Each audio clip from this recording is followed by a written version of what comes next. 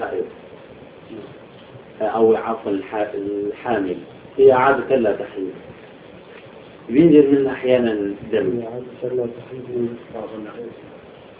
الحامل عادة لا الحامل مش مرأة عادة لا تحيض. أنا أخطأت. الحامل عادة لا تحيض فأحيانا تحيض بدون لا نزف ولا شيء، ينزل منها ماء. لا هذا استحاضة.